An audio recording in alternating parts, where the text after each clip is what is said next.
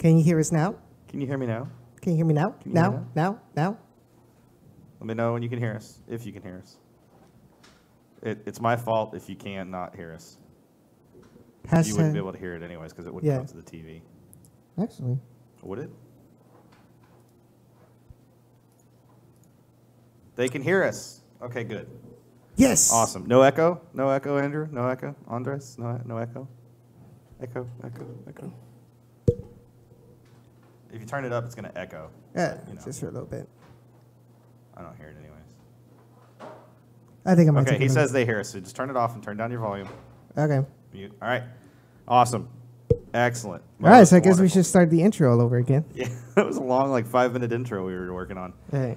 So you are watching the Dynamo Dash RGV Power Hour. What did you just do? I didn't do anything. We haven't changed anything, guys. Cesar's just playing with you. He's probably it's probably he's probably delayed. Yeah. Okay, that's all that matters, Andres. If he can't hear us, well, that's his fault. It's not ours. There it is. I mean, we're streaming, so that's what counts. Hey, he's gonna be helping me. So it's the Dynamo Dash RGV Power Hour with your hosts, Sean and Edson/Butters, who's not really playing.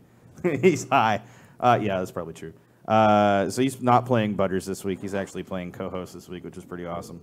But we were talking about, for those that don't know that are out of town, don't live in the Houston area, don't live in Texas, don't live in a general area, the southeast, south, northeast area. We are currently experiencing what we can only describe as ice apocalypse. It's been pretty crazy. For us in January here in Houston to have any sort of snow winter weather like this, where we're actually seeing frozen precipitation actually hit the ground and not melt immediately, it's crazy. And you know what I think for us Hispanic folks, we call it, actually I saw something on Twitter, they called it raspagueren. Translate, please. So like a raspa is shaved ice.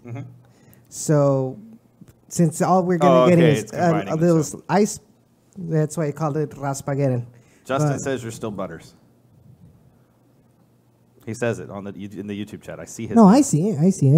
I can't, Justin. I'm happy you're tuning in. By the way, so just so you know, he wasn't supposed to be.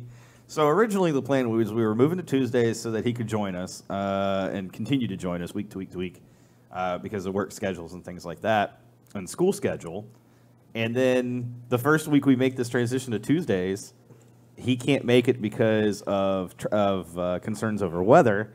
And then it turns out he's not even working tomorrow. He's off tomorrow, or he doesn't have to go in until late tomorrow, sometime in the afternoon. About 9. Yeah, which he was originally going in at 4 a.m. So he's very thankful for that, I'm sure. But it has been a wild day. Edson and I got to hang out. It was basically another weekend day almost, just with I was working. Yeah. Because unfortunately, when crap like this happens where everybody else gets off, Sean doesn't get off. Sean's actually working more than he usually works. Yeah, and thankfully he doesn't pull like the guy from Hawaii, so we're thankful for that. But yeah, I was here since 10 in the morning. YouTube chat needs to scroll. I was here till 10 in the morning. I go over there to my job. And 15 minutes later, they sent the email saying, don't come to work.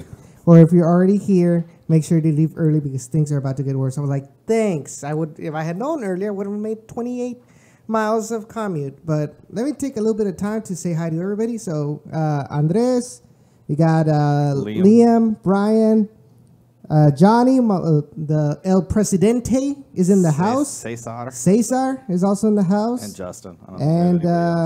That Philly fan is here as well. He's probably right now having a pretty good time with himself because, Eagles won. You know what? Honestly, I hope the Patriots. Yeah, I hope the Patriots and the Eagles make it to the Super Bowl. I want to see the Vikings beat the Eagles.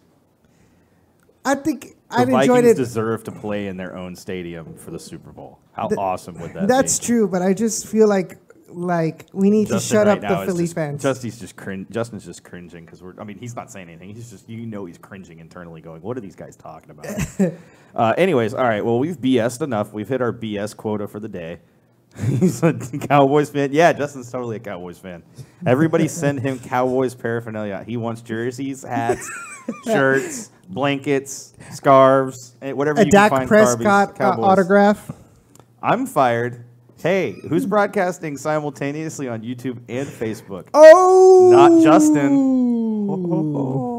Anyway, so we got a few things to cover this week, actually. We are taking your questions, so if you have questions, feel free to throw them out there. Again, we will talk Dash, we will talk Dynamo, and we will talk RGV, so we'll hit all three pretty much in stride. Yeah. We're going to start with Dash this week, though, because there was some stuff that came out today, or specific trade that happened today. Don't And then there was one last week that we really need to talk about. Yeah, just don't start throwing things around the room. Okay? I won't. You're good. I've figured out how to. Justin, that is not very gentlemanly of you, sir.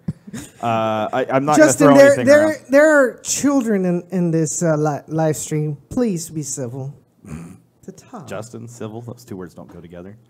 Well, he's got to learn somehow. So today it was announced that the Houston Dash have traded their third pick overall in the NWSL draft for the sixth pick overall and Lindsay Agnew. Now, Lindsay Agnew played for Washington last week. Yeah, last year. Washington last season. And so she comes to us. She's a forward. Here's the problem with that. Last week, we made a trade sending Andressinha to Portland in exchange for Savannah Jordan, who is another forward. So currently, I think last check, we have 7 forwards on our roster. Like 2 midfielders, I think, that are actually true midfielders. Yes, Justin, run the Twitter. Thanks. Sounds good. We got everything else. Just run Twitter and Facebook. Facebook and Twitter. It's all you, Justin. And share. Share and share alike. We were Edson and I that evening were talking about it. I mean, we were just both so just like, this is Andressinha is easily your top 3 player on your team, if not top 2. I mean, Carly, with all due respect, I still consider her the top player on the team, but Andressinha kind of took a lot of that luster away from her last season. Yeah, her free kicks are phenomenal, her corners are phenomenal. Her service is just, from anywhere on the pitch, she just has that touch, that Brazilian touch. She's got the Brazilian touch, and she's able to kind of command the midfield, which is something that we really lacked. Yeah. When she wasn't on the pitch. And so, the trade happened, and I was like just sick to my stomach almost because she's one of my favorite players by far, and I know Edson feels the same way. I'm going to treasure the pick I took with her forever. Yeah, cupcake, thanks.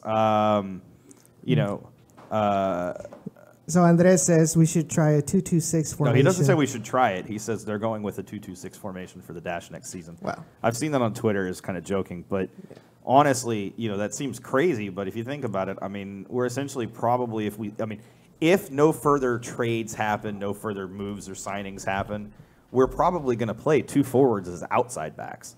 So you have 2 forwards as outside backs, 2 forwards as midfielders, and 2 forwards as 2 forwards. So, yeah, it really is a 6-2-2. It's crazy, but that's kind of what we're going to end up doing, according to just the players that we currently have on the roster. But on the same breath, it was Andressinha last week. It was, trading for Lindsay Agnew. I've seen a lot of people saying the only way this even remotely makes sense is if we are trading, if we're going to pursue additional trades beyond this one, subsequent trades beyond this one, to bring in a better player. Because, there's been rumors that Janine Becky probably is headed somewhere else, which sucks because she's one of our better players as well. Yes. But we just have so much talent up front, and we're front-loading more talent. Okay, so according to the Dash website, the Dynamo website, so right now we have as forwards, we have Janine Becky still. We have Rachel Daly, who was with the England squad, I believe, right? Yeah, she's with Janine Becky is Canadian. And then we have Sarah Hagan, Savannah Jordan, Carly Lloyd. Help me out with this one. Kalia Ohai. Thank you. Kalia Ohai. Kalia Ohai and Nichelle Prince. Yeah, so we've got 2 Canadians on the front line. We have 7. And an English international on the front line. And then, 4 domestic players. Mm-hmm. The concern here is, we've made these trades. We definitely need to see subsequent trades to show that they're moving in the right direction. Yeah. It's you're trading Andressinha and you got back Savannah Jordan. Look, Savannah Jordan's a decent player, but she's not Andressinha. The other caveat, the reason why this trade was made is because Andres Senior is probably bolting over to Europe sometime this year, or at the end of at the end of this year, she's probably bolting, something of that nature. So, if she's making that move, then just like when we traded Morgan Bryan and we got back, what we got back for Morgan Bryan, we're just trying to get something back before the player is gone out of NWSL permanently. Mm-hmm. The problem with that is we're trading these really good players for pennies on the dollar.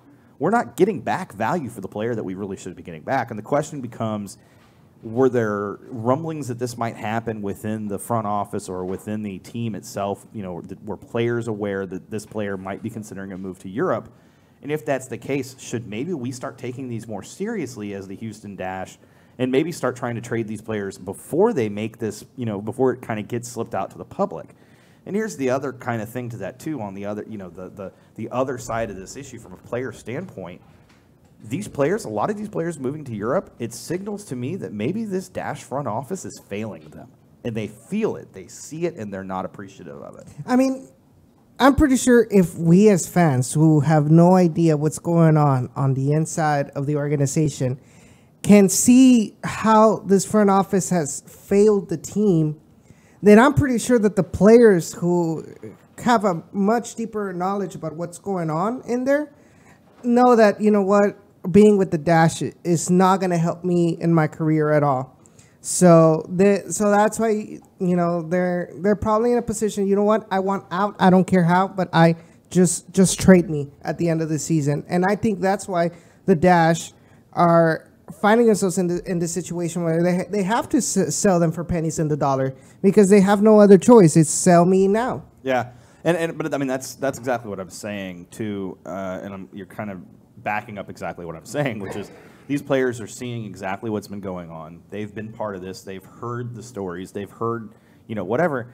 And the concern, the problem is that if this continues, if we don't see the front office build in the right way, if we don't see the front office commit to players in the right way, then are we even really going to have a team that's competitive at all in the next decade, let alone in the next 2 to 3 years? Because I don't feel like at this point, and look, we've got some of the better, we've got good players, but I don't feel like this team's going to be competitive next year either. This upcoming season, at least at this point with the players we have, I don't feel like we'll be competitive. Well, we might be a little bit more competitive now that we actually have a better coach with Vera Pa, but that can only take you so much. And well, you say that, but Vera's never coached an NWSL. Her assistant coach has, but it's not the same thing. Well, I mean, it's going to be better than having an interim. Well, I would assume. Yeah. But the thing was Randy had 2 years before the interim. He had 2 years before he was pushed away and before we had the interim. He had 2 years, and we saw the exact same thing.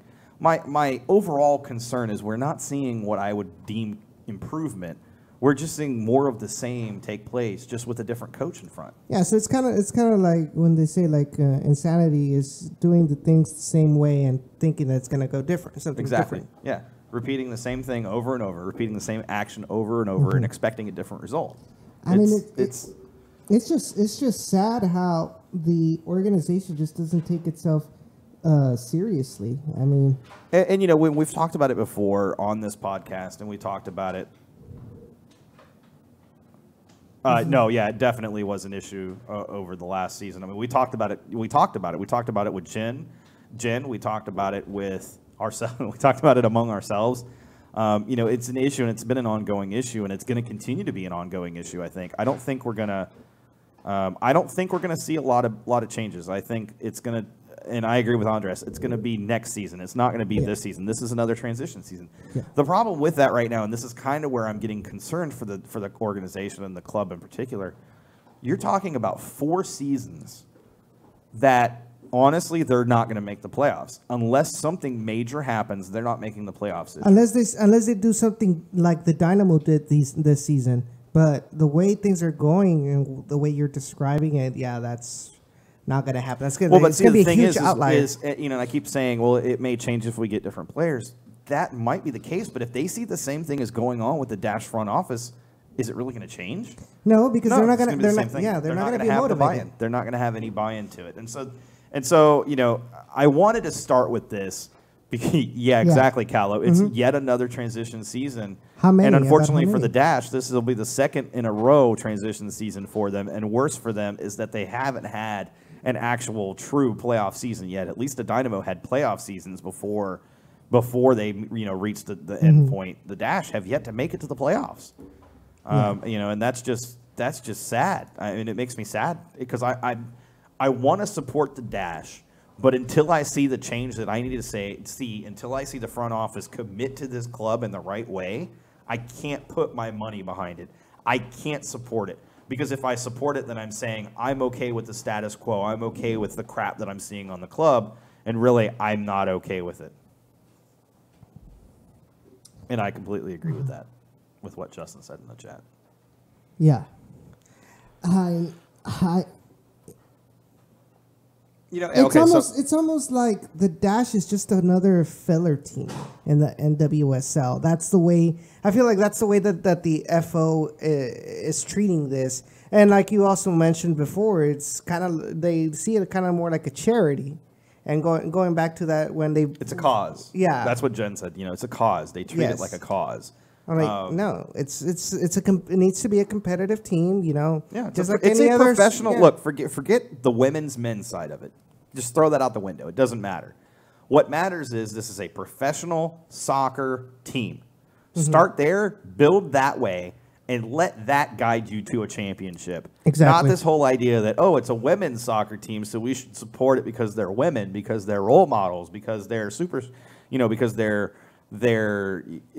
really need to cut the crap with this whole participation trophy mentality. Exactly. I've always been against this whole participation trophy thing. You're out there and you need to do your best to win the championship. Because that's the ultimate goal for a team: win the championship. So Justin just asked the question, do I think this stems from the NWSL, the way that it's kind of handled as a whole? And I think the answer to that is yes. And talking to Jen Cooper and talking to Hal Kaiser, talking to some other people who are in the know when it comes to the NWSL from a media standpoint and also from a coverage standpoint, this is a common NWSL issue, but it really drives it home even more because you look at Portland, who views their NWSL team. Well, even really Portland and Seattle, they both view their NWSL teams as professional soccer teams first, and they just happen to be women as second.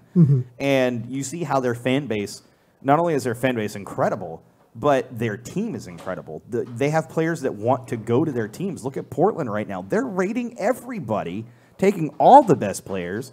And it's because everybody wants to go to Portland because they're a franchise that cares about their players and their team. I think we're going to see Orlando Pride be the same way as that because they're built to be that way.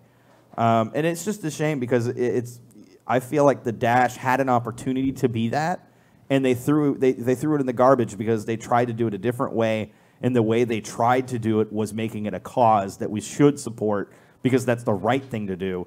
Not that we should support them because they're a professional soccer team and we're soccer fans. Yeah. And I just think it's a different. Well, and that's the thing, right, Callow, is that the problem is they have to market the way they have to market because the team sucks. If the team didn't suck, then they could market it as a professional soccer team, and then hey, they just happen to be women. Yeah. But the problem is it's a cyclical effect. If you never get out of treating them like a cause, then you never get to the point where you can attract the good players to actually make them competitive so that they can actually compete at the level you need them to compete at. And so it's this it's this vicious cycle that just doesn't stop. And at some point, the front office has to be willing to say, we've got to stop this. We have to treat this like an actual professional soccer team first. Care about them and the players. The team and the players and the fans as professional soccer players, fans. And in the team in general, and I guarantee you that we're going to start to see results on the pitch because the fact is it's demoralizing to a player when you treat them as a cause, and they're not going to be necessarily giving you the full 100% on the pitch. They're going to tell you they are, they're going to say they are, you're going to think they are, but in reality, they're not giving you 100% because they're being treated as if they're not 100%. Yeah. So, anyways, I didn't want to dive that deep into it, but, that's in a nutshell. It came up on Twitter, and I wanted to answer it, so... There's also not too much coverage on them, so it's hard to follow. I mean, I do agree. Yeah, there's not a lot of coverage. I mean, NWSL in general, they air all matches on the Go90 app and then also on the website. But that's hard for a lot of people to get, quality on the Go90 app. It was crap last year. I didn't get to watch any of the streams, but I follow enough NWSL people that they were terrible. They didn't want to watch it on there. And then they do the lifetime, game match of the week, which is cool. I do watch those from time to time when I can. But, to be honest, it's hard to get into the league. But forget that. It's not about getting into the league. It's about, supporting the team. And it's just that we really need to get away from this mentality that it's a cause, that we should have to support the team because they're women.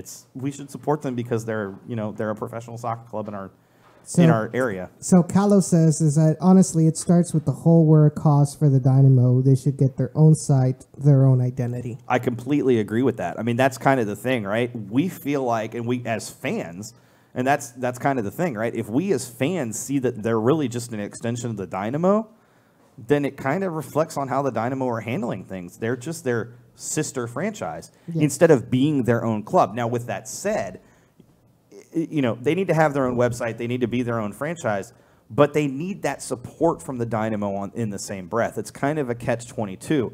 The way you make that work is you form it as a partnership. We're partnered together. It's not that one club is big brother and the other one is little sister. We're partner clubs. We're allied together, exactly. And it's just, it extends all the way down to the academy levels too, and everything beyond that. But it's just, I get frustrated because I'm sitting here and I've been watching this club. I mean, I was in the war room the day that they did the expansion draft for the Houston Dash, and I had high hopes, and then it was just like, the product on the field was subpar at best most times. Kalia Ohai is fantastic, but is she really the best, is she really the best player for the position that she plays?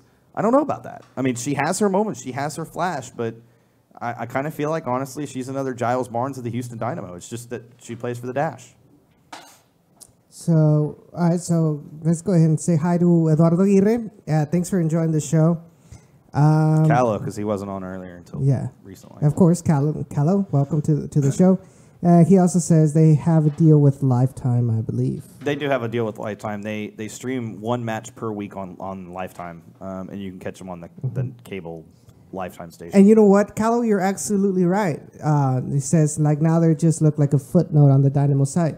I mean, I just accessed their roster from the Dynamo site, and it's basically just you go to There's no advertisement on the site for the Dash. And it just says up top on the menu bar Dash. That's it, and that's where you get all your stuff for the Dash. Yep. I mean, it's sad. You should have a HoustonDash.com where everything Dash related. Well, they do. They have HoustonDashSoccer.com. Do they use it, though? Yeah, they do. Go to HoustonDashSoccer.com and you'll see where it takes you, and you're going to laugh. As someone who does website stuff for a living, this is kind of funny how they've got it set up. It just forwards to the Dash Dynamo page. There it is, everybody. Houston-Soccer, but if you look at it, what does it say? HoustonDynamo.com/Houston Dash. It's not a separate website. It's still part of the Dynamo website. It's just a link. Go back to the YouTube chat. Sure. So we've been kind of banging this one over the head, I think, repeatedly, and I think we've kind of beat the dead horse into the ground. Mm-hmm. I think it's time we transition, but if you guys have any other... Actually, there was actually a question you told me to write about. We already answered that. The NWSL? Oh, no. That's a very... Okay. It's not a question. It was something I saw on Twitter, and I wanted to point out. So apparently, it turns out and this ties totally into what we were just talking about, which is great. Great transition. So they saying that NWSL players will not find out when preseason will start. Or did not find out. Or did not find out until it was posted on social media. So there was a tweet that went out from the NWSL Players Association, which was something that was just created as their players union type thing. And I follow them on Twitter because they're a great follow. I recommend you do. It's NWSL PA, I believe. NWSL PA. Justin can probably correct me on that by looking it up for me. Thanks, Justin. Anyways, they said that basically, in short, that players were not made aware of the NWSL preseason schedule or season schedule or playoff schedule until the tweet went out on social media from the NWSL itself.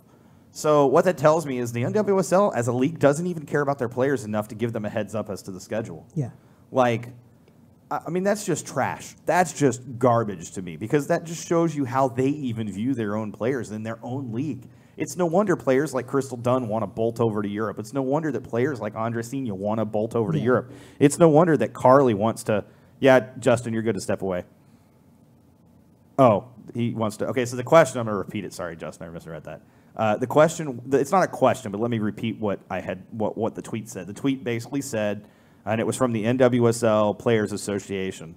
It said that players were not made aware of the preseason schedule, the season schedule, or the playoff schedule until the tweet went out by the league itself, tweeting out the major dates from that schedule.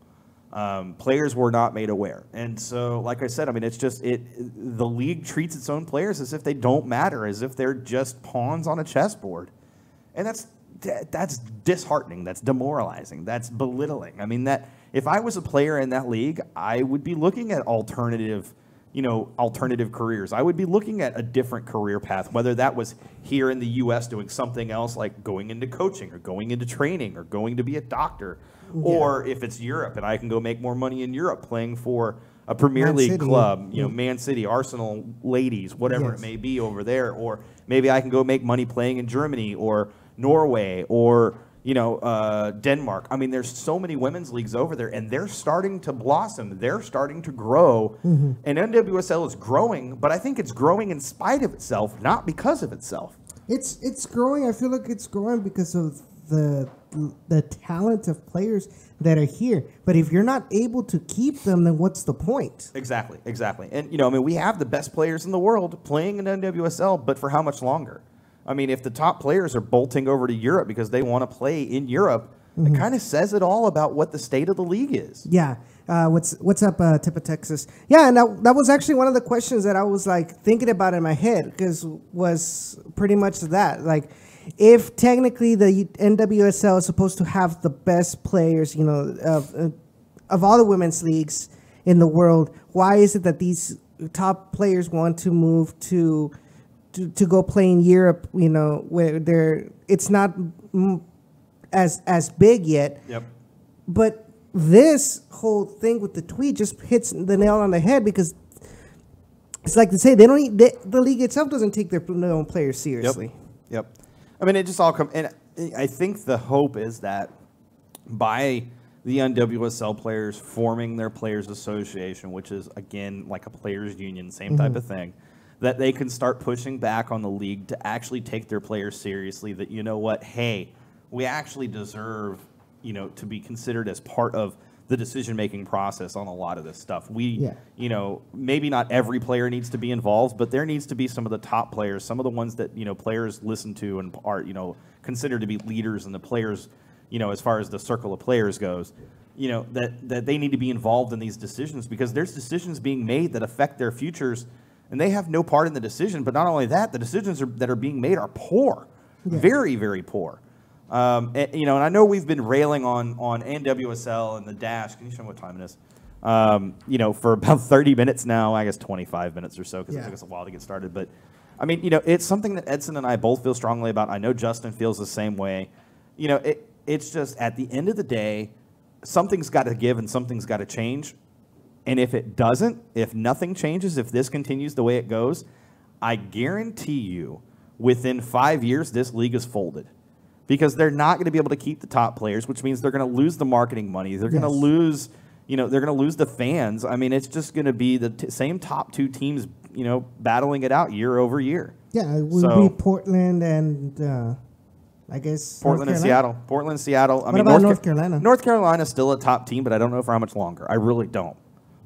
They're built to be young and fast. Yeah. But, it's and that's exactly, I mean, Callow kind of hits it on the head.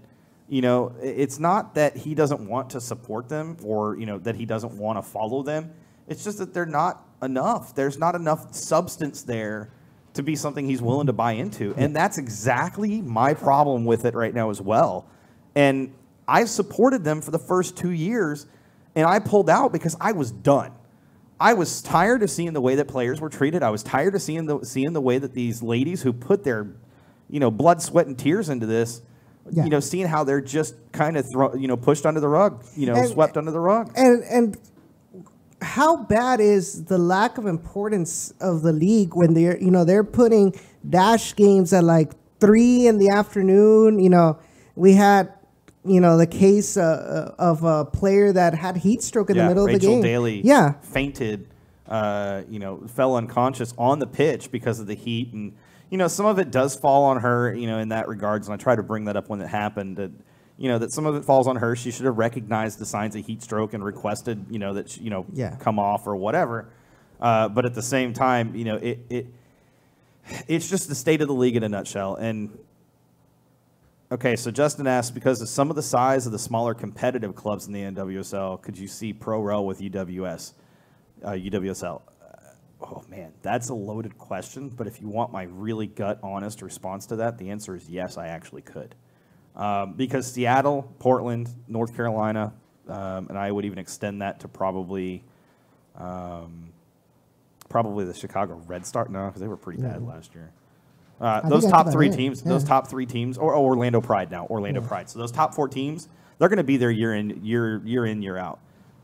But I can tell you right now, if they were to go that route, if somehow, NWSL was to get in a position where they did that and, they were partnered with UWSL, I can promise you that there are 2, 3, 4 UWSL teams that would push at least the bottom 4 teams, including the Dash, out. And would probably be better NWSL counterparts at this point. Mm-hmm. So we also. But that's kind of the point, Andres. Andres says primetime games on Lifetime get slotted in the afternoons, so it doesn't interrupt the network's programming. Yeah. Isn't that the point, though? You're treating them that they're second class, that they're not as good as your best. Programming. So basically, they're putting in money over the integrity of the players. Well, forget that. It's. I totally get it from Lifetime's standpoint. But if I'm the league, if Lifetime is the only one coming to me saying, hey, we want you, we're willing to join you to air your games, then I'm pushing back on Lifetime saying, we want a primetime slot. If you want to grow the league, forget when you're broadcasting. It has to be primetime if you want to grow the league.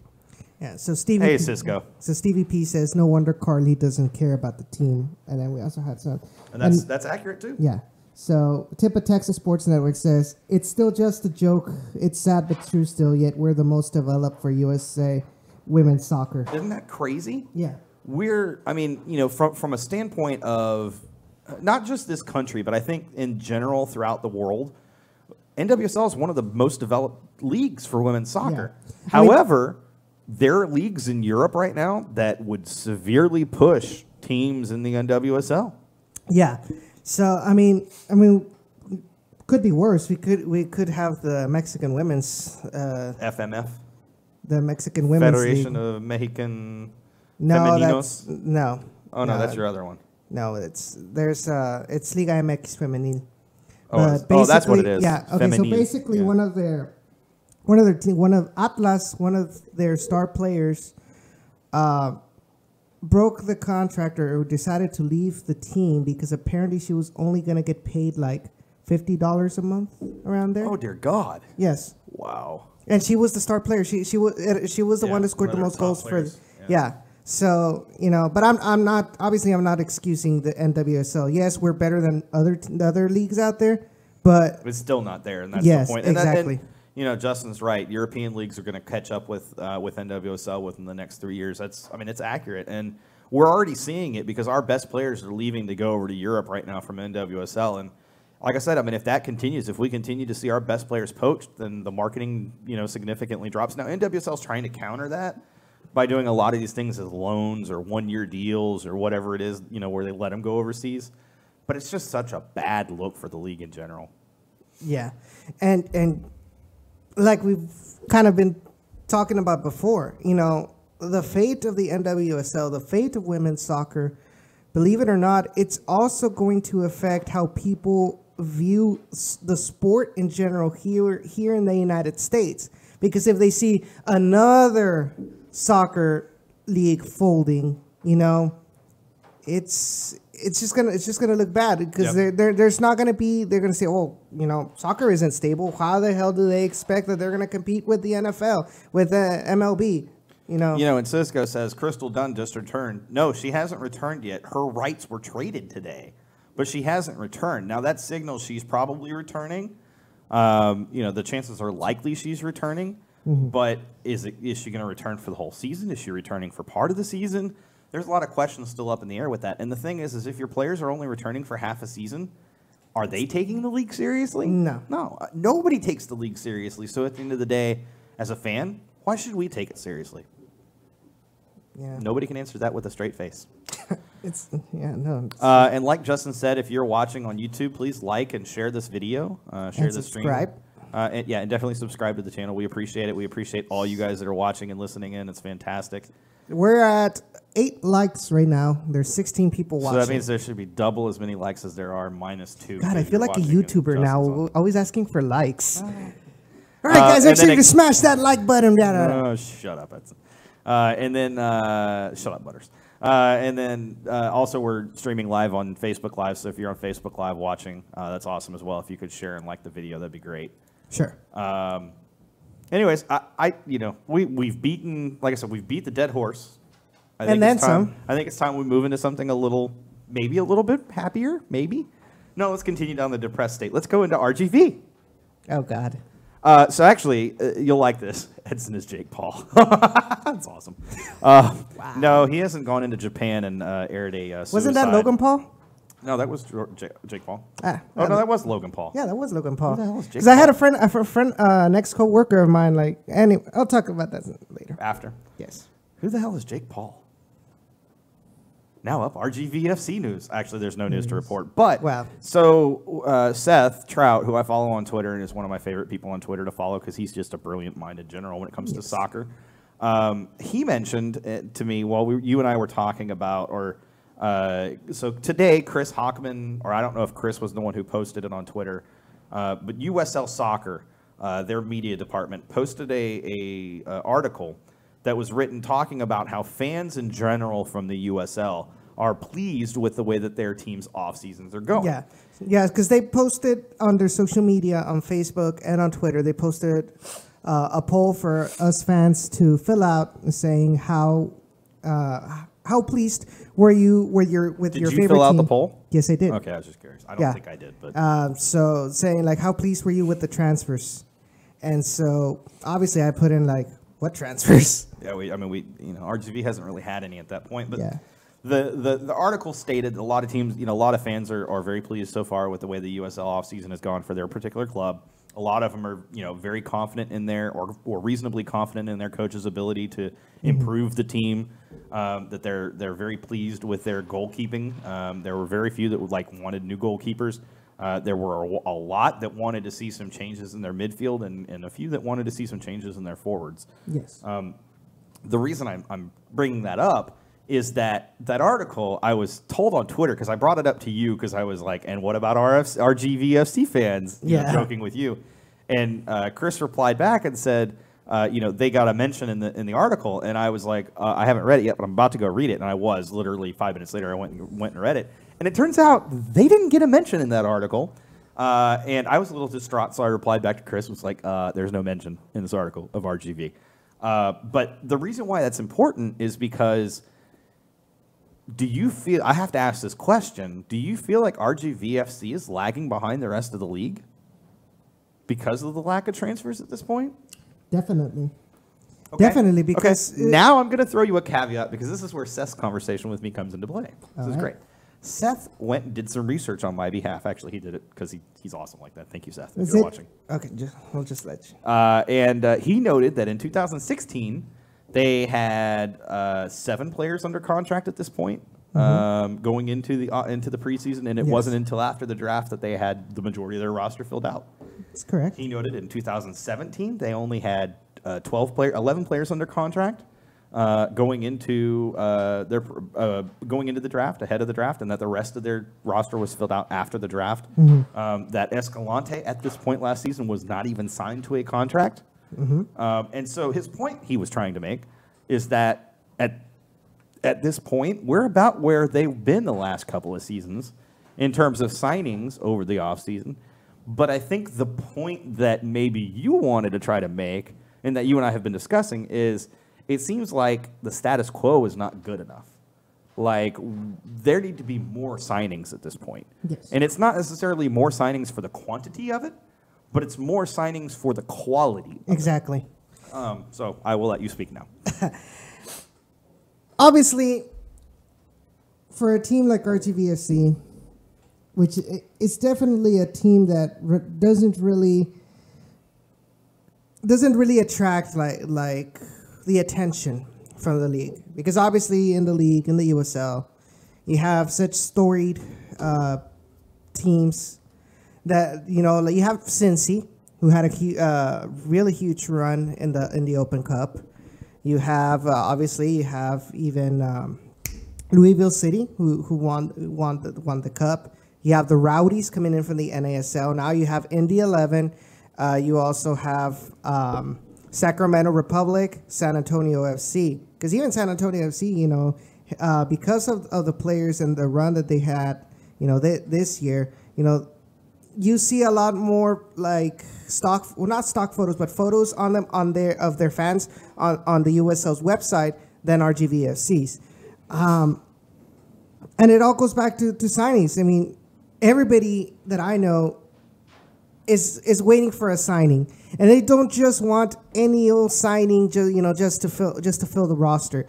They want, you know, a player that they can relate to, a player that has talent, you know, that has the capabilities of leading the team to be competitive and hopefully, you know, winning the cup.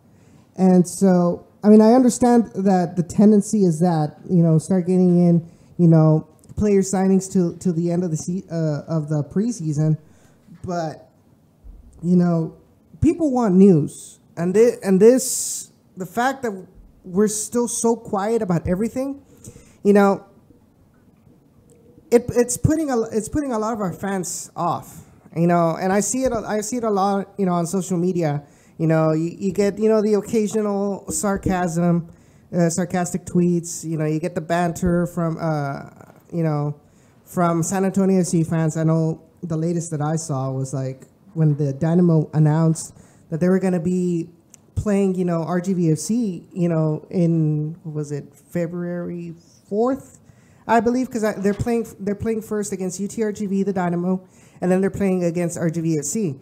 And I know I saw one where they're like, well, with what roster are they going to be playing the Dynamo? Yeah, I saw that. You know, so I think that was Liam that said that. No, you know who it was? It was Texas Soccer Journal. Texas Soccer Journal. Yeah, that's right.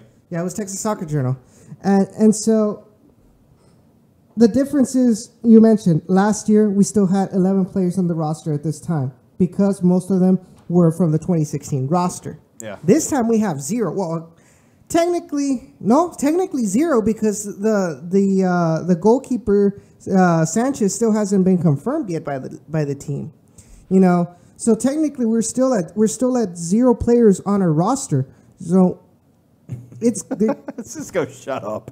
Cisco says, my sources tell me they were in the running for Landon, but the deciding factor came down to who offered the better tacos. Speaking of, I'll put that in the end. We'll get to that later. Yeah. That's funny. So something's gonna have to be done, you know, quickly. As regards Liam, to Liam, what is your question in regards to that? There's a delay, so I don't know exactly what you're referring to. If we fly Liam out, he says he'll get signed to RGV. Well, they do have open tryouts this weekend. Yep, they have open tryouts this weekend. But so here's the thing, and I think Andres and I've mentioned this to you multiple times off air, and it kind of probably bears repeating on air. While RGV could use some signings right now or in the next week or so before the draft happens, or even shortly after the draft, the vast majority of the RGV roster this season, and really it was the same last season ultimately, comes from whoever Wilmer decides needs to be sent down to RGV from the senior team. That doesn't mean that you guys don't get your own players. You should still get your own players. And that's the problem. We're relying too much on what the Dynamo brings us to be competitive. We should be competitive in and of itself with our own USL specific roster. And then, like, when the occasion comes that the Dynamo decides to send some players, you know, to bolster up, you know, something. Because what we saw last year we relied too much on Escalante. We relied too much on Callie Brown. We relied too much on Taylor Hunter and Kevin Garcia when they were brought in order to have a good game against Swope Park Rangers. When we had, our USL specific players, in the game, we ended up losing to teams like LA Galaxy 2, which was the wooden spoon in the league. I mean, come on. LA Galaxy 2, no. LA Galaxy was the wooden spoon of the league, not LA Galaxy 2. Come on. No, LA Galaxy 2 was also... Were they bad also? Yes. Oh, man. That's not They're always... Look, here's the thing. They've always been bad. We've always been bad, yet not even with Coach Cabrera were we able to beat them. They always came and beat us.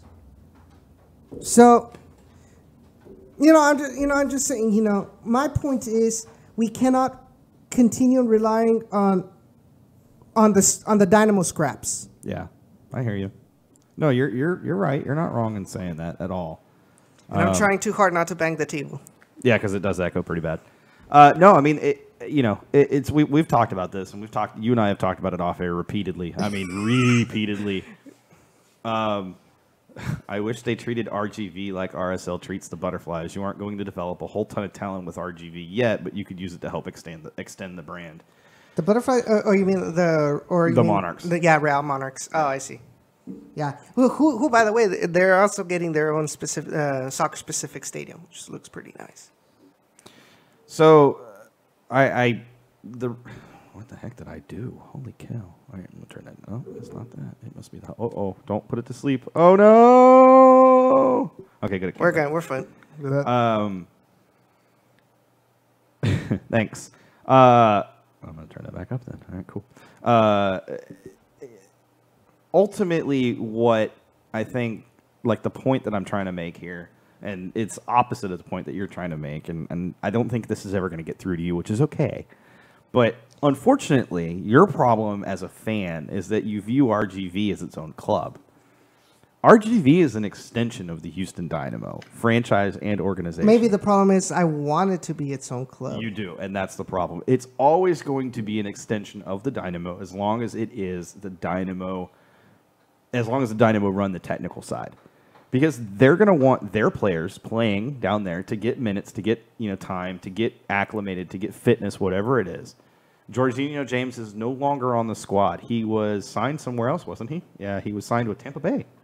No, that's Ivan Magales. Oh, okay. So basically, no. Or is he just? Well, he was the problem. The problem was we don't even know that. Oh, it hasn't been released yet, Cisco. It'll be released later. All we know is that we have 0 players on the roster because nobody has been announced as re-signed or as given the option. As far as Jorginho, he didn't play the last couple of games due to injury, as far as I know. Okay, that makes sense. Yeah. When does Liam asked when Brazos Valley starts? Do you know? Good question. Not a clue. I'll put it up. You don't need to pull it. You don't need to pull it up. Justin, can you pull that up when Brazos Valley Calvary? Come on, Philly fan. So Andres says, what if the lack of transfers signals that RGV will be using Academy products in the future? Houston Academy. They're talking about the Dynamo Academy products. Isn't that what Brazos Valley is supposed to be for? Not necessarily. I mean, what if the player is ready for something more than Brazos Valley offers in the PDL? Yeah, that's what we thought about. PDO, the USL. That's what we thought about Lucatero. Well, but Luca's his own guy. I mean, okay, at the end of the day, so the problem with that thinking, Andres, is that at the end of the day, we have yet to have a USL prospect. Not USL. Academy prospect make it to MLS other than Derek and actually start continuously. Okay, there we go. Finish that. And start continuously.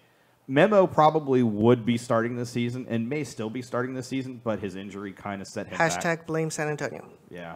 But Houston or RGV Academy products. So it could be both. Yeah. Okay, so as far as... Thank you, Justin. So, yes, RGV does have their own academy. And from what I've heard, their academy, as far as the youth stages, they've been very successful when it comes to like most of the tournaments that they go in and play at. Yeah. They just recently won a championship in San Antonio. Mm-hmm. But the process, it's still in process. It's not ready to be a continuous pipeline to the first team. So we're relying on what the Dynamo brings us, what the Dynamo signs for us, and what the Dynamo churns out of the academy. So Calvin makes this point. Calvin Blair, Brazos Valley, because of the short PDL season, isn't really ever going to be, a bridge. It's more a place to just work out the college kids. I think there is some truth to that, but I think it goes another step beyond that, because it's also not just working out college kids. It's also for those Dynamo and RGV Academy players that want to go to college first before they make it to the senior team. It gives them a way to still maintain that, match fitness, still maintain that match integrity, that development process through the cycle. Because you do have some players that, like Memo, that don't want to go to college. They're content to jump straight from academy to pro. Luca was originally going to go to college, and then he decided to go pro after like a semester at college. He was like, "Oh, this sucks. I'm going to go ahead and go pro." And then now he's going pro in Mexico. Justin also says it right. Justin agrees. Where Cesar and Johnny? They probably hopped off. We talked Dash for a long time. Yeah. Man. They don't care about the Dash. But Calvin, not Calvin, sorry. Justin says the Dynamo hold the keys and RGV FC just borrows them. I mean, it is kind of the way it is. But the funny thing is, Calvin disagrees with Justin. Baby Bulls and SPR are teams that act with actual ambitions. So are the Butterflies. Yeah. So are the Monarchs. Yeah, and you also have Reno. Reno is also another hybrid with San Jose Earthquakes. And look where they were.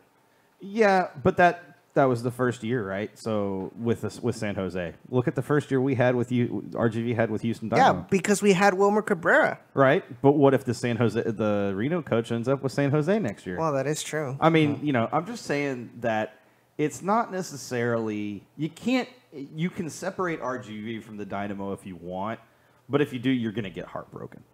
At least for now. It's just because they're trying to build something. They're trying to build that pipeline. They're trying to build that system. They're trying to ingrain that Here's the thing, though.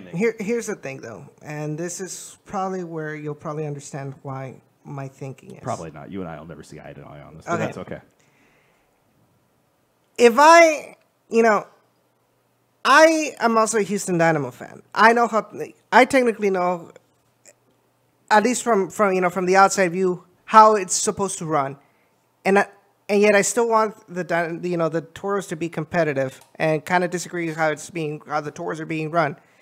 Imagine a fan down there who they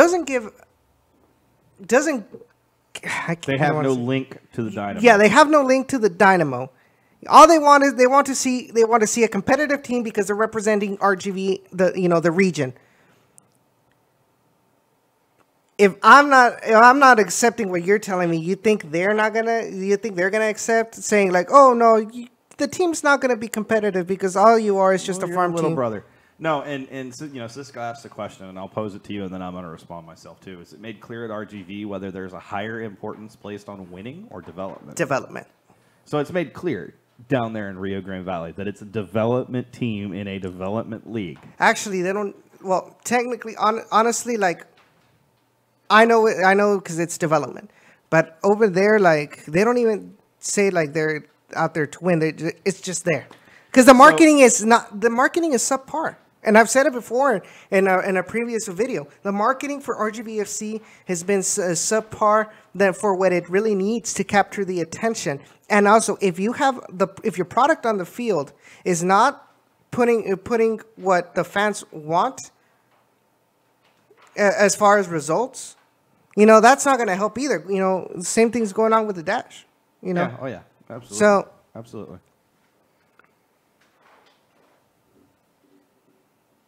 Sorry, I'm reading chat very quickly just to make sure we're caught up. So Liam says that he really does enjoy the partnership. I respect that. It's because you can't say anything about it. So Calvin says, well, the Dynamo organization lacking ambition is a problem. We all agree with Justin. Yeah, Justin had said that basically the Dynamo are run better than, or the Monarchs and all the other teams that he mentioned were run better than the Toros. Yeah, because they at least get a little bit of autonomy when it comes to USL player signings, if I'm not mistaken. They do to some extent. I Yeah. mean, RSL Craig Weibel still has a lot of control over that organization. The thing is that he understands that he needs to make sure that they have some of their own players too. Exactly. And so how hard? Here's the thing, though. The offseason's not over. This is all based purely and prematurely, I may add, that the Dynamo don't go out, the Dynamo or RGV don't go out and sign some players that make fans at RGV go, okay, they actually do give a crap about us down here. I think, based on what I've heard, that there's a signing or two that's coming that are going to be specific to RGV that are not going to be Dynamo players. And it's just that they're waiting until the draft. They want to make sure that they have the right positions down there covered and not just sign a bunch of players and then try to fill needs based on that. They want to do it based on the draft of the draft. Okay, so Callo says, look at it like a baseball pro team. No one goes to the minor league team games with the expectations of greatness. They go with the expectations of seeing a nice game and the pros of the future. Yep, it's advertised that way. That's the key right there. It's advertised as a development team for its parent club. And they know it's actually players a partnership. they label it as a partnership. But they know that the players that are being sent to so is the problem team, RGV fans? Yes, it is. No, it's not RGV fans. The problem is the advertising. You hit it on the head. It's the way they're advertising. They're not making it clear like they do in Corpus that, you know what, here in Corpus, you're coming to watch the future players of the Astros. They can't say that with RGV because guess what? How many of those players are playing for the Dynamo right now? How many players have played for the Dynamo in extended minutes? None. Memo played 3 matches before he was injured, and he didn't even start. He started 1 match. Charlie Ward played Open Cup match, Charities Cup, and got injured, and he's not playing. Bird just got signed. I mean, Callie Brown never played in a Dynamo kit. He's backed up in a Dynamo kit, but never played in a Dynamo kit. Michael Lish, who was the first year. No, he was right after they moved. He was done, which I think was crap because he was one of my favorite players. According to Justin, the USL PDL season will start in late May timeframe. That's for the Cavalry, the Brazos Valley Cavalry, because Liam asked that question, I believe. Mm-hmm, yeah. But Cisco has a different view on a lot of this because he does live in Cisco he lives in Cisco. He lives in Corpus Christi. He's lived in Corpus Christi for the last 2 years, and so he's able to see kind of how they advertise. He's been to a couple of Hooks games. Man, it's really confusing when you switch sports on me like that. But the thing is it's advertised differently. It's handled differently. It's an understood thing. Maybe that's because Major League Baseball and Minor League Baseball have been doing it for so long. Because it's all in the game. It's all in the name. Major League, Minor League. Okay, so there you know that these are feeder teams. Whereas in the USL, it's its own. Technically, it's supposed to be its own independent league. Wait. So you expect. So U.S. Soccer not defined that USL is a Division II league. Division II, yes, but not Division I. Yeah, my point. The pyramid structure. Corpus Christi Hooks. Correct me if I'm wrong. Cisco, they're a AAA team, right? So yes. AAA. That's not the same as an MLB team.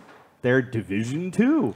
Yeah, but that doesn't mean that I'm trying to put my thoughts together here because I don't want.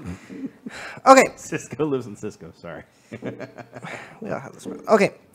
So the problem is that the USL is technically its own league, Division II, but technically its own league. It's not technically considered, or at least in what we're used to with Major League and Second Division, is that the teams are completely separate entities. They form partnerships. So the problem. Let me ask this question though. Before you get too deep into this, is the problem. The lack of communication? No, not that. Is the problem, and this is going to make you question and think, is the problem not that with the MLS partnerships, but is it the teams that don't have MLS partnerships? Because those are the teams that are setting themselves up to be separate from MLS. They're in a different league as far as they're concerned. Whereas your MLS affiliates, they're MLS affiliates first. So is the problem, because in minor league baseball, every team in minor league baseball is associated with a major league team. Mm-hmm. So that makes me wonder, AA, AAA, whatever, What are they talking about? Batteries? No, but yeah. But yeah. The problem is, I mean, the independents are doing it the right way, because technically, even though the USL is technically partnered with MLS, with MLS and in some sort of structure wise, some exemptions, for these MLS2 teams to be able to participate in the USL, These independents are the ones that are striving, because yes, they may form some partnerships with some MLS teams. Like San Antonio is technically partnered with, I believe, NYCFC, but NYCFC doesn't really send them, any players. You've also have, in the cases of like the Colorado Springs Switchbacks that have no partnership with an MLS team. So their way of thinking is, this is my team, and this is how I'm going to build this team to win this championship. I don't have to owe myself much to what the MLS brings me. If I'm partnered with an MLS team, I have my core squad. Yes, they can send me some MLS teams, but my core squad, I'm focusing on my USL players. Mm-hmm. Whereas RGV, even though they're, you can say, considered an independent team, because they're not really 100% an MLS2 team. They're not Houston Dynamo 2. Mm-hmm. But they're run like a Houston Dynamo 2 rather than a team that's RGVFC plus some Houston Dynamo players that can be used. Because even the USL players, it's all chosen by the Dynamo. Yeah. Yeah. It's chosen by Nick Calba of the Dynamo. Nick Calba and Matt Jordan. And Wilmer too. I'm hoping you see what I'm trying to get at. The difference, and then the way we're used to seeing, like, okay, so RGVSC, since it's technically not Houston Dynamo 2, then it must be considered an independent team, even though that's not the case. Mm-hmm. So I know it's a hybrid. I know the Houston Dynamo runs the soccer aspects of it, but some of these fans who don't even follow the Houston Dynamo, all they know is like, oh, RGVFC, this is our team. Now I'm going to throw a wrench completely in your entire process here. There we go. Why is it that the Rockets D-League affiliate, Rio Grande Valley Vipers, is successful down there in bringing in fans, and the Toros cannot be? Is it because they have a winning franchise? Is it because they're an independent team? Is it because they have their own players? The answer to all of those questions is no. Every Rio Grande Valley Viper is a Houston Rocket first and foremost. The Houston Rockets have the right. But they've won championships. But they've won championships. But that's my thing. You've had 2 seasons of RGVFC. How many seasons have you had of Rio Grande Valley Vipers? I believe they just done 10. 10 seasons. Now, granted, they were really successful out of the gate, but that's what they're trying to build with RGVFC. It's just not as easy, in my opinion, with soccer. They're trying to use the same approach that they did with the Rockets, and it's just not working because it's different with soccer. They're having to feel it out. They're having to learn it. They're having to figure all this out as they go along. That's where the struggle comes in. That's where the problems come in. So when I say I'm throwing a wrench in your works, the reason I'm saying that is because if you're going to view RGVFC as independent, why did you not, and why do you not view Rio Grande Valley Vipers differently? Because the Vipers has always been marketed as D-League. There's the exact... D-League, exactly. D-League. We all know that it's a developmental league. I completely agree with you. But, well, actually, it was not called D-League when they started, but that's neither here nor there. The thing is, and what I'm trying to get at, and you've hit it multiple times, the problem is not how it's being done.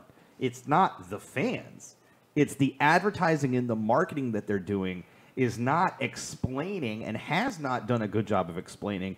This is a development team. This is technically a development league. That's how they need to approach it. That's how they're going to be able to build this team in the proper way. The problem is that they're just going to continue to fail until they do, in my opinion. Not fail necessarily on the pitch, but they're going to fail to attract consistent fans. It's going to be hard. I mean, it's going to be hard because a lot of the fans they want, they want a team that'll win a championship, and that's why you have people that are going and supporting, the Vipers, because even though they're in the D League, it has lit the YouTube chat up. Just so you know, that thing is scrolling it was scrolling like crazy. Let's take a look at some of the chat before I. No, Justin's handling it. It's a lot of. I mean, you can see half of it is Kalos just talking about himself. No, I'm just kidding. Kalos is talking about the RGV and the history of the Vipers and things like that. Kalos says, "I would love to see a relegation system. However, you can no longer do it with the USL because of all the partnerships. That is true. But I mean, what has he got? MPSL, obviously NASL is either about to fold and they don't even want to do anything with MLS. So this question was posted by Justin in the chat, and this is going to extend to you on Facebook and anybody who's watching after the fact. Feel free to tweet us or post on Facebook your answer to this. Would you rather have the EPL style system with Pro Rel, where promotion relegation, where each club has reserve teams? Or would you keep the current MLS and USL partnership? Which would you rather? You know me. I'm a pro rel guy. That's because you want to see RGV make it to MLS. It's not that. Don't lie. That's exactly what it is. No, it's not. It's not that. Why do you want to see pro rel? We've not gone into this topic. I will get very heated. I can almost guarantee it. But I'm curious, why Pro Rel, and why not just continue to see the USL MLS hybrid partnerships? Because I feel like this whole thing with the MLS play, where there's no promotion relegation, doesn't really give an incentive for bottom dwellers to want to get better and stop being bottom dwellers, because in Pro Rel, you have like, oh well, I'm gonna lose my D1 status, if I don't do good, this season. Okay, continue. I'm gonna let you finish. I'm holding my thought. I'm gonna make you lose it. No, you're not gonna make me lose the thought. I'm holding it. See, I've always felt like that in this one, the bottom dweller teams, they're like, oh, there's not going to be any real consequence of me having a crappy season because I'm still going to be here in Division 1. So here's the problem with that, and here's what I can, how I can kind of counter that argument. The two teams who were Wooden Spoon 2 years ago, or fighting for Wooden Spoon 2 years ago, where are they at now? Where were they competing at last season? You're talking about Columbus and Dynamo? No, I was talking about Chicago and Dynamo. Dynamo. Where were they at one point in the season? Where were they atop their conferences? Yes. First. They were last place completely in their respective leagues. But then you have like Galaxies that are like, It's one season. Give them a chance to show that it's just one season. They've gone out and signed players to try to make themselves better. Maybe in that, I guess I am very traditional. Seeing all these, especially like having, never mind, because the whole Europe thing is not going to work out in the U.S. So Pro Rel, Pro Rel is so much fun. It's fun, but it's also kind of freaky. Pro Rel isn't going to work in the U.S. anytime soon because, and this is really what it comes down to at the end of the day, your USL franchises are not paying the same franchise fees that MLS clubs are. Yeah, we know. The MLS cost millions. Cost $1 million, not millions, $1 million as a franchise fee. But the thing is if a USL club had to pay that after winning USL or placing third overall in USL, they wouldn't be able to afford players in the next season. Most USL clubs, they can't afford $1 million. That's why they're in USL. The way the franchise system works. But that's my point, though. MLS, the reason why they're able to afford and do what they do is because of the franchise fees. If it wasn't the franchise fees, then they would be out millions of dollars that they're spending on players and spending on advertising and spending on other stuff. Don't get me wrong, they're making money hand over fist. But at the end of the day, those franchise fees pay quite a bit of what they do on a regular basis. it's part of the cost of doing business. The franchise fees help offset what owners are losing by a new club coming into the league. If there's no franchise fee, then clubs are going to start losing money year over year because of the players that are coming into the league, or not because of the teams that are coming into the league, and not, they're reducing their talent pool overall. The other important thing and why Pro Rel is not going to work in the U.S. is very simple, because your talent pool is not big enough yet. The reason it works overseas is because your talent pool is how big? It's as big as anywhere else. It's the biggest in the world, really, if you think about it. Everywhere in Europe, because you can get players across Europe. Here, while we can get those players across Europe, we're not going to go out and sign 18, 19-year-olds, except for maybe Barco, from other leagues in other countries. We're just not, and we can't afford to do it more than 1 or 2 players at a time. If I've only got 2 top players in my academy, I can't. Pro Rel is just not going to work, because there's no way for me to continue that. There's just not. It's just not going to work in America currently as things are structured. Do I think that it would actually be a good thing? Yes, actually I do. Just not yet. I need other things to happen in this country before Pro Rel can become something that's a viable option. Right now, it's just not viable. But do you think, like, we've gotten so complacent, the way things work? No. But the way things work, that I feel like we're at a point where, like... It's hot, sorry. We're at a point where, like, Pro Rel is never going to happen in the U.S. because we're so used to this whole franchise system. It's kind of become, the way of doing business in sports. So in the U.S., every league, every pro soccer, every pro sports league, there we go. There's no Pro Rel. There's no Pro Rel in the U.S. There's just not. And it's just because the U.S. is different. It's a lot easier for a Premier League team to be able to afford the travel in England because the travel's not as far. A USL team here going to MLS is suddenly going to have to foot the bill for traveling across the entire country instead of just their conference or just their side of the US. I mean, already with USL, within that interview I had with Mitch, with the St. Louis. Oh, that was a good interview. If you haven't seen that yet, you need to go watch Down in the Valley, episode 5. I see it right there. Episode 5, because that discussion with Mitch was phenomenal. Just so you know. So basically, phenomenal. What he was saying, try for a USL team, they have to pinch pennies, and especially when it comes to travel. And it affects them a lot because I was talking to Mitch. It's extremely ridiculous that the USL made this change for St. Louis to go from the Eastern Conference to the Western Conference, because in the Eastern Conference, a lot of the teams they're very located really close together, so travel expenses aren't going to be that much. But in the Western Conference, your closest rival is Swope Park, which I believe he said was like 5 hours. Then the next one is Tulsa at 6 hours, and then Oklahoma City at 7. And that's just 3 teams. You have San Antonio, you have RGVFC, you have Sacramento, LA Galaxy 2. That's from the middle of the country to the West Coast. To bring in, to travel, to move 30, 20 players from one end to the other, it's a lot for a club to handle. And then especially when sometimes the schedule is like, oh, you're going to be playing at home, then you're going to go to Sacramento. And from there, you go to Tulsa, and then to Portland. That makes no logical sense, and it's not it doesn't make financial sense either. It doesn't. For these teams who have to look over every penny to make sure that they don't lose money. So let me ask this, and this is what I really hope to see eventually happen in the U.S.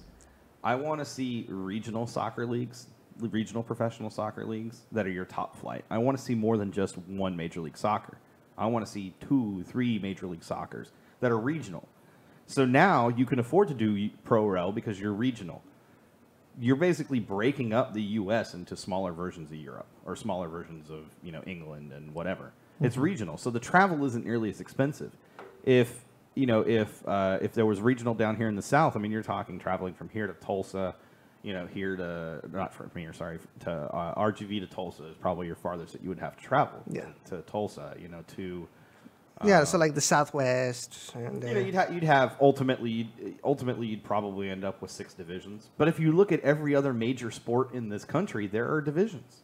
Yeah. We don't have that in MLS. It's conferences. The expansion, adding as many expansion teams, I wonder if some of that is to get 2 divisions. But I also kind of wish we would just split it into 2 different leagues. Well, we do know also that there's talks that the USL might add a Central Conference, to in 2019. So that can be helpful. But the question is, how are you going to mold the playoff structure to accommodate a 3rd team? How is that going to work? So that's going to be a big question that the USL has to ask itself, how is to plan for it by 2019 if they really do want to add a Central Conference. Yeah. Or should we add 2 more conferences and make it more regionalized? Well, more regional means that you can travel to the same clubs multiple times per season. It saves you on travel expenses, and it helps amplify those regional rivalries. Yeah, because right now the USL is at 33 teams. And now you also have, the talk that maybe Miami FC might join the USL. Which would be great, by the way, for the league. Absolutely great. Yeah. You need to click off. You messed up. There we go. So Justin, just real quick, Justin asked what that popping sound for the bottle was. He's got a glass jug over here, glass mason jar right here, and I've got a bottle of Shock Top. Buffalo Bite. I've been tapping every once in a while. That's my fault. We also have our dog, Cass, who has a large rawhide bone, and he keeps dropping it in his crate, and it sounds like a bottle popping as well. Yeah, no, we're not popping champagne or anything, Cisco makes the point, and this is kind of what I've been trying to say to some extent as well, is that in England, you can travel to 90% of all matches in what would be the equivalent of driving between Houston and Dallas. Yeah.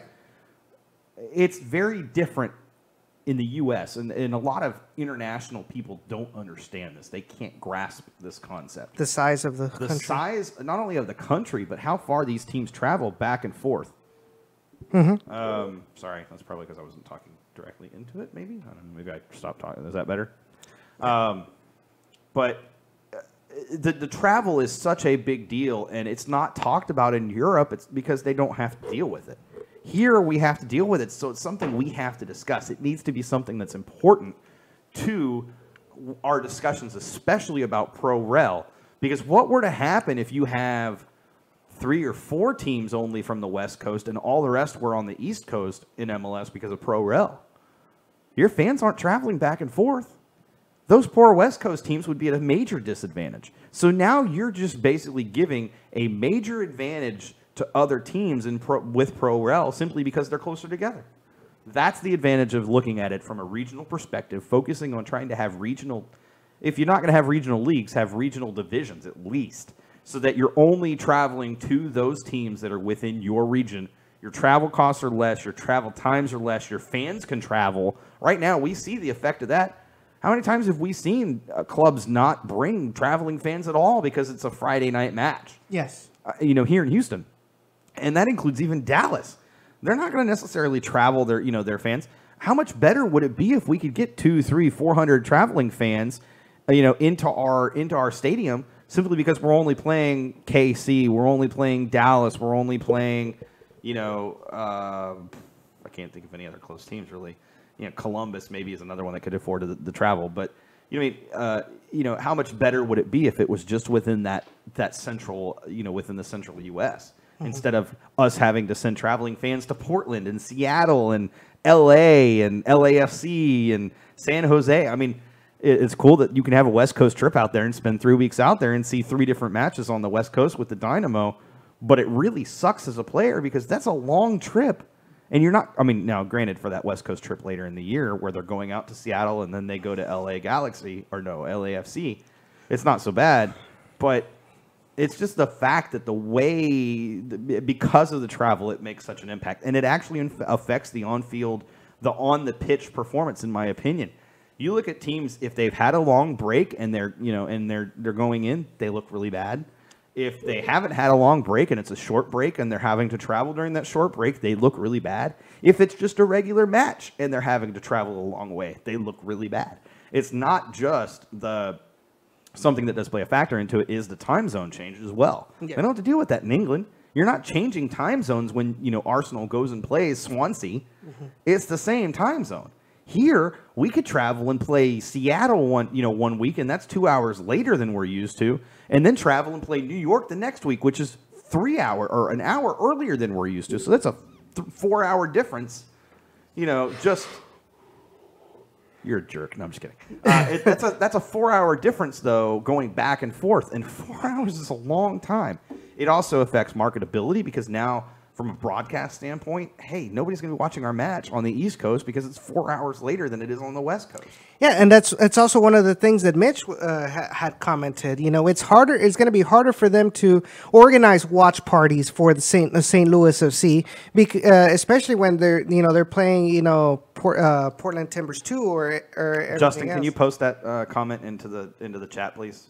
Victor apparently said something on Twitter or Facebook. I don't know, and so I'm having to post it in there. The fact, yes, he did. So USL usually the games are around 7-ish, but when they play in Portland and St. Louis, it's going to be 9, and so a lot of people fans they're going to be, I'd rather just stay home. So even if fans don't travel, it's going to be difficult to organize watch parties, like he said, because of that time difference. Absolutely. So what Victor said, and I'm going to go ahead and read it. Justin tweeted out via the Peel on Twitter, which, by the way, you can follow us at the Peel05 on Twitter. Would you rather have, and it's the question we asked, would you rather have the EPL style system with Pro Rel where each club has reserve teams, or would you keep the current MLS USL partnerships? And Victor tweeted out in reply to that, MLS affiliate teams should be banned from First Division, similar to Real Madrid B, Barca B. How do you feel about that? That's a really good point, and one I hadn't really thought very much on until just now. Mexico used to have something like that. So the First Divisions would have their reserve teams playing in Ascenso or in Third Division. And so obviously they would have, if they were to win the championship, of the Ascenso, they wouldn't be able to come up to First Division, and then they scrapped the idea. They scrapped this whole reserve teams playing in Second Division. And so now they have, some of them have little partnerships where they'll sometimes they'll send players to, let's say, Tigres does it with FC Juarez. So they'll loan some players after they can, or since our squad is so stacked, they'll send some of the players that have no minutes. They'll send them to Juarez, and they'll be their Juarez players. They can't come to Tigres until it's an official transfer. So it's not like here with RGV and Dynamo where all of a sudden 1 week, oh, you know what, we're gonna grab this player and he's gonna come to Dynamo, and they'll switch back and forth. No, it's not like that. No, you're going out on loan for 1 year or 6 months, or you're fully transferred. You're officially 100% an FC Juarez player. So that sounds like really. That sounds like what they're trying to do with USL to some extent, because that's what they're saying is that you can't be an MLS. I mean, you have your few MLS signed contracts that are loaned to USL for however long, and they can be called up. But the majority of contracts in the USL, you can only loan that player to MLS. You can't call them up if they're signed to a USL contract. That's the way that's supposed to work, just so you know, in case you didn't know that. Well, but aren't a lot of them given 1 day MLS contracts and things like that? No. I mean, for Open Cup, they did it with they did it with Luna, they did it with Bird, they did it with yes, for non-Major League Soccer competitions, yes, that is allowed. But that you're talking just a quick competition, 1-2 weeks maybe. But thank you, Justin, for tweeting or for mentioning all that in the YouTube chat.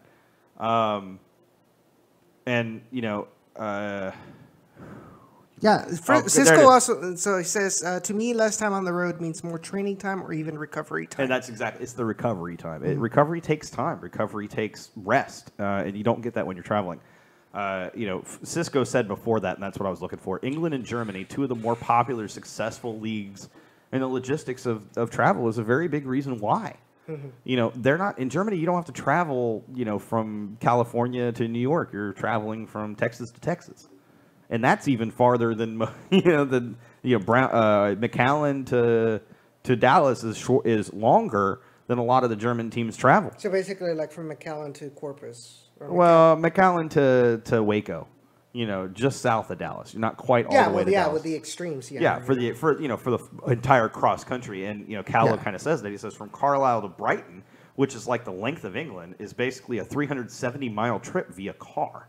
370 miles is 100 miles farther than it is from here to Dallas. Yeah, so basically, it's like from McAllen to like what is it? I think Refugio. Yeah, Refugio. Yeah. No, and that's exactly right. But it's just amazing how that kind of stuff does not end up in the pro-rel discussions. A lot of those pro-rel discussions always center on, you know, franchise fees, which I brought up. But the regional thing to me in the travel is such a big detractor from pro-rel here in the U.S. And I think that's why other leagues, other pro sports leagues, don't adopt a pro-rel structure either. Because it just doesn't work in America because of the size of the country. Now, like I said, what I'd like to see is a more regional-based, soccer system. The problem with that, though, is then you're going to have competing soccer leagues. You know, if you live in New York, you're going to have trouble getting broadcast coverage for a team out in California. So it's going to be harder to grow the league as a whole because now it's all regional-based. So that's kind of there's always catches to everything. But I just think there's a better way to do it overall, and it's going to take time for somebody to figure it out. So Calvin says, just to play devil's advocate, how do the South American countries develop talent without such density? Brazil is huge. So the difference in Brazil to U.S., and this is really easy to answer actually, Calvin, is in Brazil, they're born playing soccer. They literally come out of the womb with a soccer ball attached to their feet. And they're already making Ronaldinho moves. Yeah, they're already juggling the ball. You know, as they're literally coming out of the womb, they're literally juggling a ball on their feet. And here in the U.S., most kids don't start with soccer until 7, 8, 9 years old. 7, 8, which exactly, which is. And even then, the 7, 8 leagues, the U10 leagues they're just basic. They're not learning anything. They're just learning kicking the ball. They're just kicking the ball around. Most of them are hopefully kicking the ball and chasing the ball. Yeah, that's what they're learning. They're not learning positions. They're not learning tactics. They're not learning structure. They're not learning formations. They're not learning technical skills at all. And they're not and they're not learning to be competitive because it's not really a competitive league. And part of it is that soccer is just not the top sport in this country. In Brazil, soccer's the top sport. Yes. In Argentina, soccer's the top sport. In England, soccer's the top sport. In Germany, soccer's the top sport. You know, it's in Spain, soccer's the top sport. Yeah. You know, in the countries where soccer, their national soccer teams, soccer is their top sport, and it plays into that. You look at our top sports, in football, in basketball, and in baseball, we're top, if not top 2, top 4 in the world in each of those sports respectively. I mean, we just won the World Baseball Classic last year, with our U.S. team, and honestly, they weren't very good, but they made it work. But the thing is at the end of the day, soccer is a much younger sport here in the U.S. and in all these other countries, they've had hundreds of years on us. Hundreds, not just not just 800, but hundreds of years on us. In England, they started playing soccer in 1804. I mean, that's 215 years, 216 years. We're in 2018 now. But Calvin says, he's aware that soccer is the first sport in those countries, but he's just saying that Brazil, Chile, and Argentina are just as good in any given year than England, Germany, and Spain. So we should be able to overcome the density issue with just soccer being popular. That's true, but the problem is it's a cycle. Soccer isn't the most popular sport because it doesn't have the best players in this country playing that sport. And parents aren't going to invest in a sport where the best players who aren't making as much money, where the best players aren't making as much money as they could make in other sports. That's where you capture a lot of that density, a lot of that youth, a lot of that development. You're getting those players who want to play because they want to make that money. Soccer's not that way. It's a middle-class sport, at least a middle-class sport, if not an upper-class sport, if you want to play it on a consistent level and get into the professional ranks in the U.S. unless you live along the border and are able to get into a Mexican league team where it's totally different.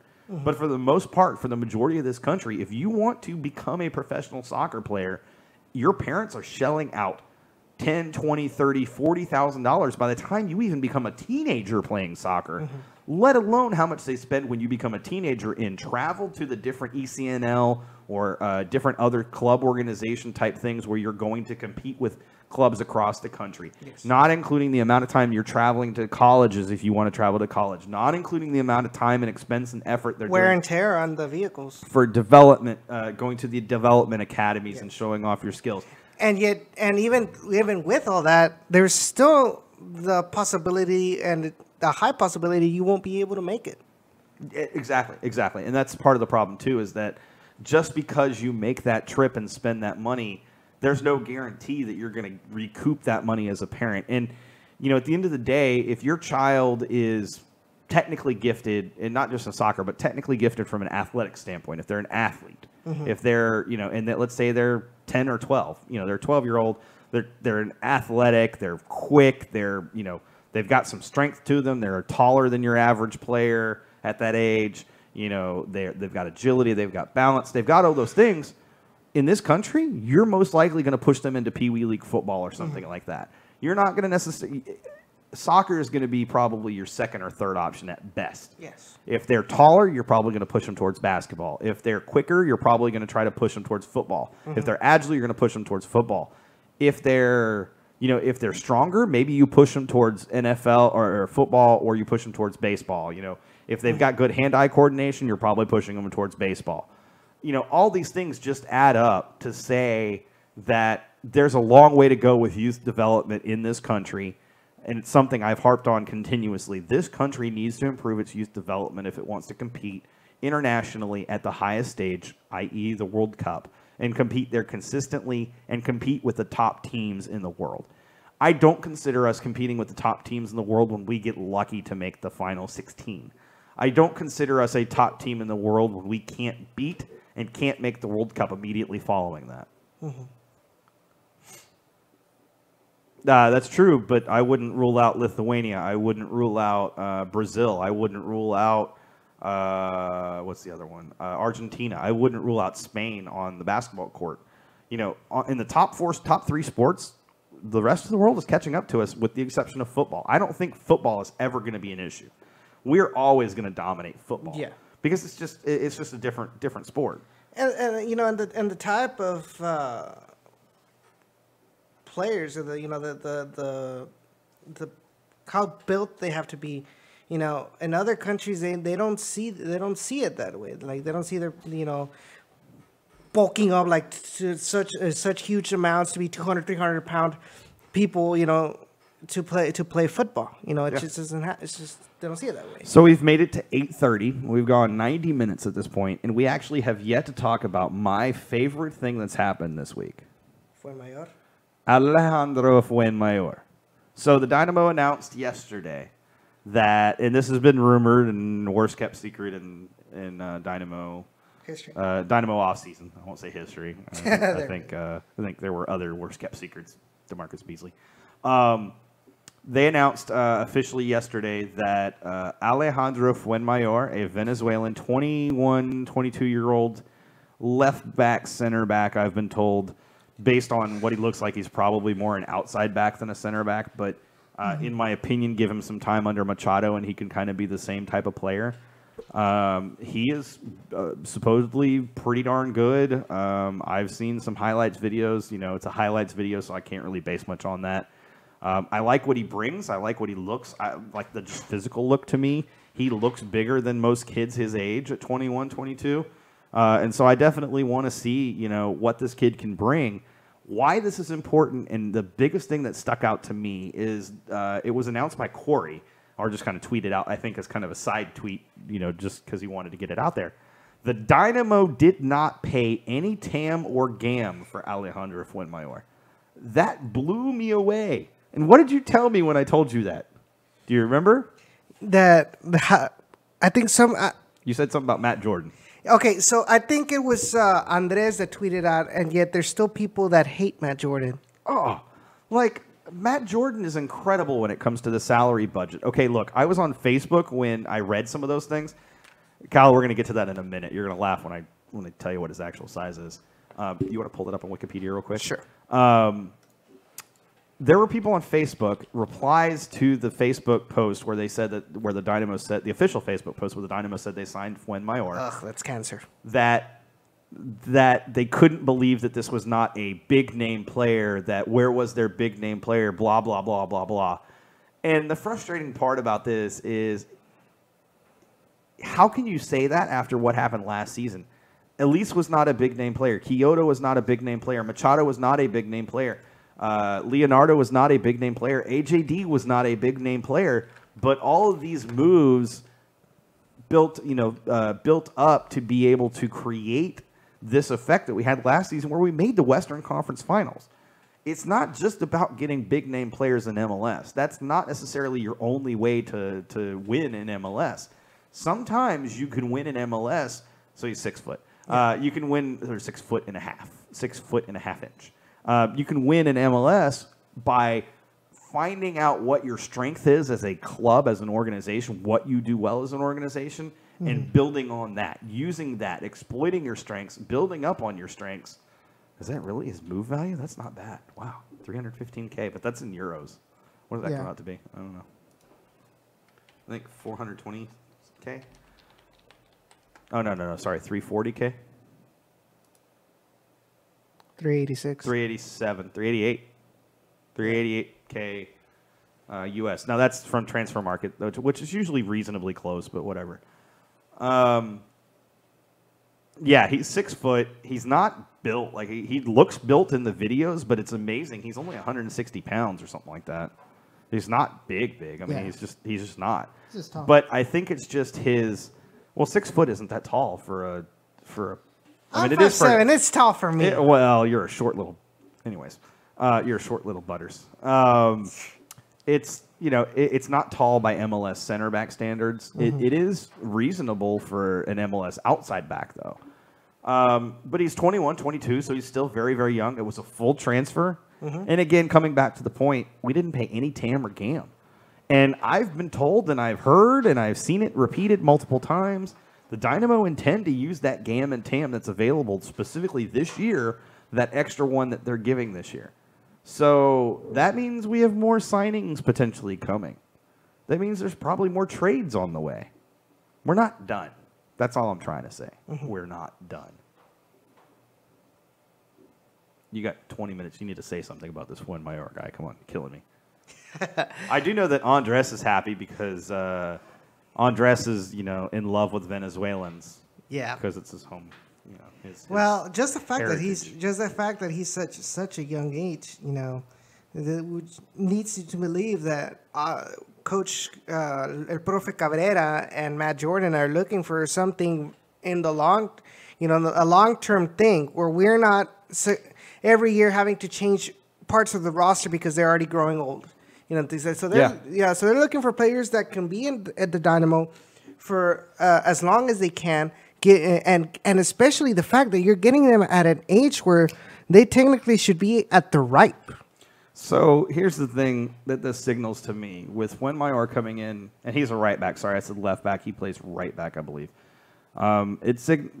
He can play left back. Let me correct that. He can play both sides.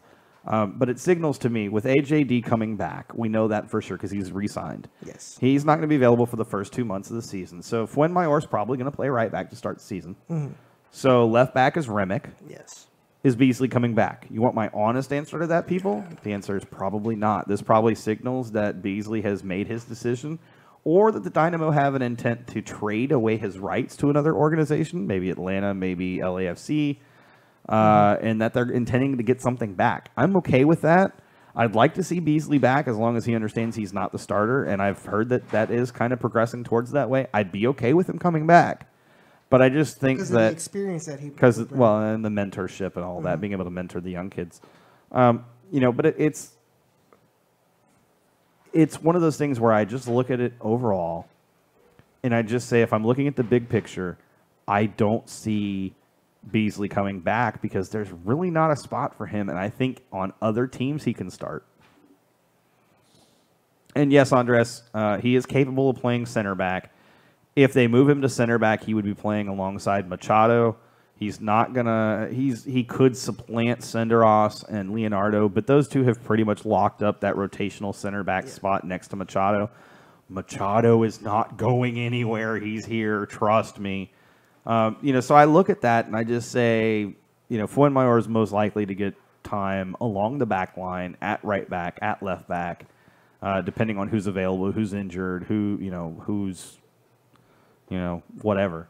I just think that's where he's going to end up playing. And I think it's time for Beasley to go to pasture. I hate to say that. I mean, he's a great player, but, he's reached that point where his effectiveness is diminishing very quickly as an outside back. And it sucks because he's a great player. He's a great person.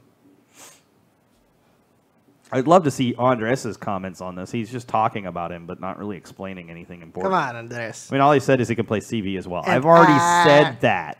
I'm just kidding. No, it's all good. It's all good. So not only do we have that, we have the draft coming up January 10th, which obviously, not January 10th, January 19th, which is obviously very, very soon. We are what? January... We're in the 16th. 16th, so 3 days from now. That can't be right. That date is wrong. January 19th? I mean, the combine's right now. Maybe that's the end of the combine. 3 days would put it at Friday. I think the combine... No, yeah, that's right. It put it at Friday. It begins on Friday. They do the first 2 rounds on Friday, and then they do the other rounds the next day. And one of you can correct me on the date if it's not January 19th for the draft. But holy crap, we're 3 days away from the draft. I expect to see trades around the draft. They didn't, Cisco. I actually do know that for a fact.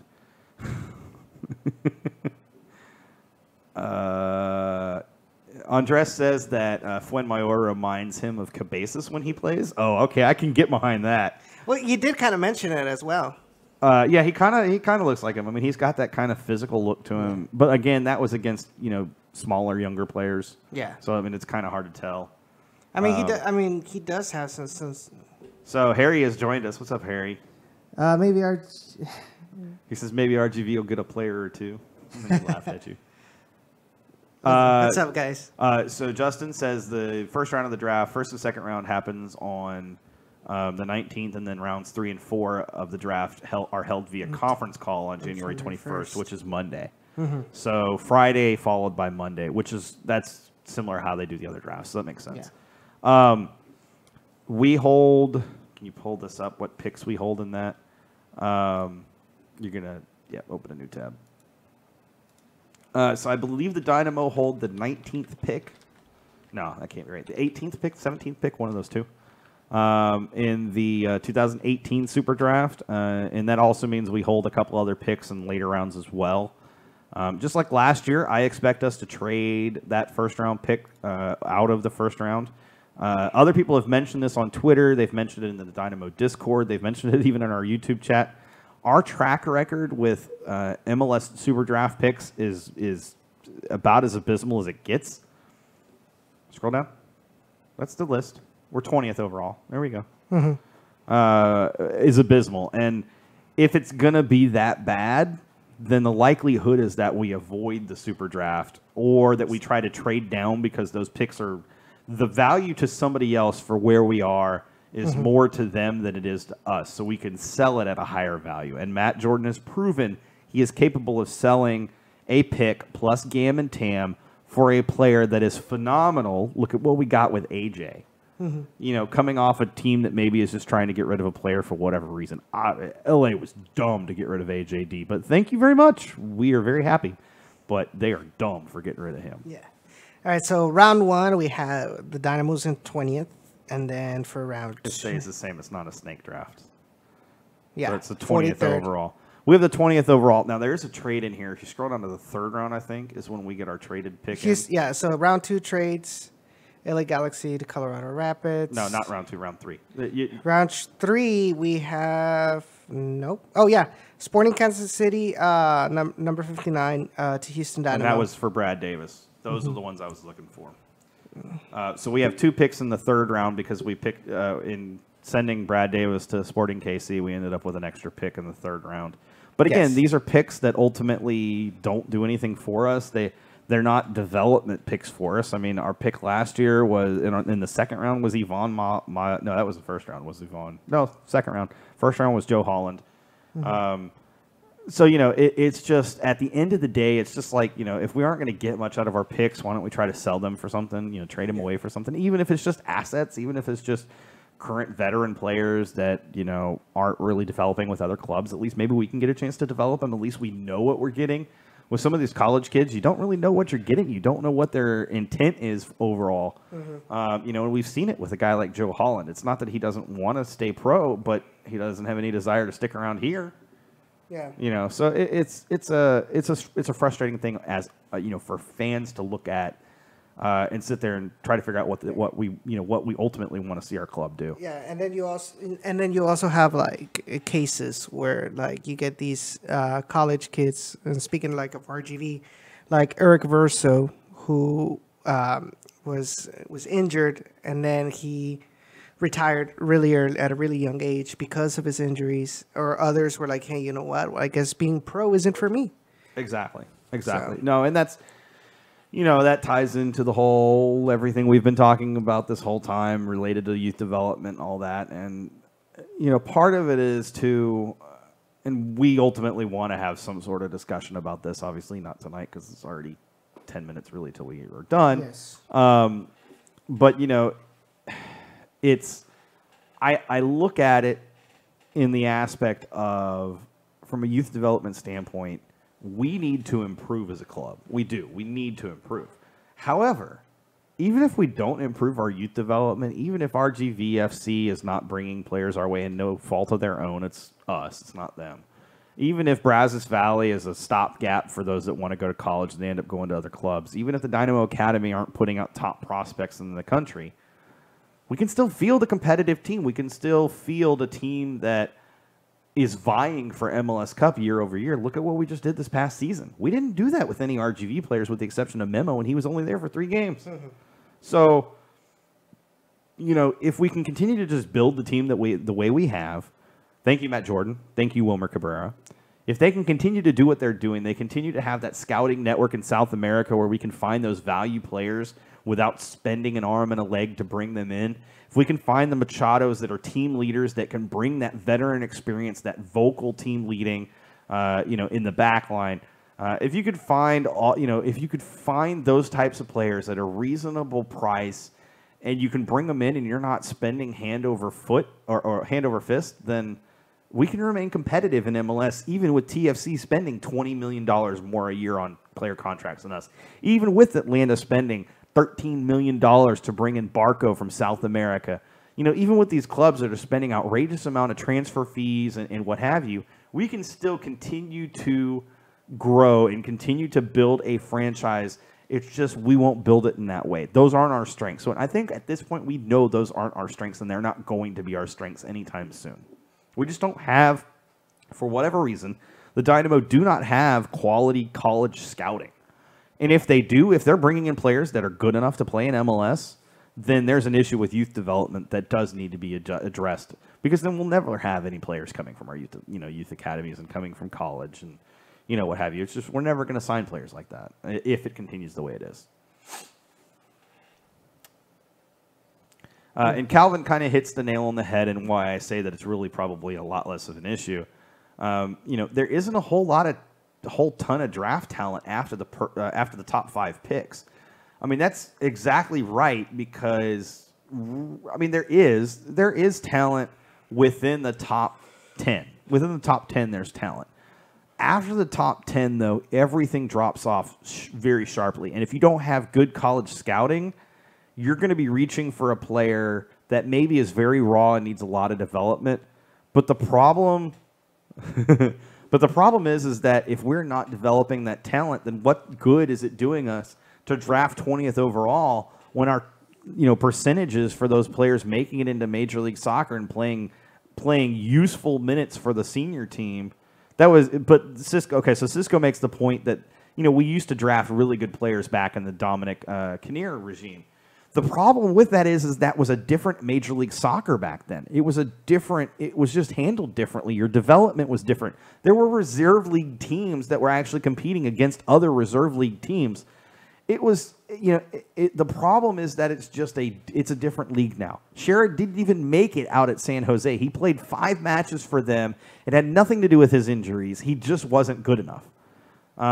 Corey Ash, he bounced around the league, played for 2 or 3 other teams. He was decent. He was considered a top left back, but at the end, or top right back, but he was left back, top left back. But at the end of the day, he was not any better than DMB. I mean, it's just a lot of, and Calvin, that's exactly right, Calvin. A lot of those players, if those players were to come out today, were to be part of the college system today, they would come out and they would be homegrowns for their regions. They would not be draftable by the Dynamo or by any team in MLS. They would be signed to homegrown contracts, or they would look to go somewhere else. Whether it's through USL, they would be part of USL already at a younger age, 18, 19. They wouldn't even have to go to college anymore.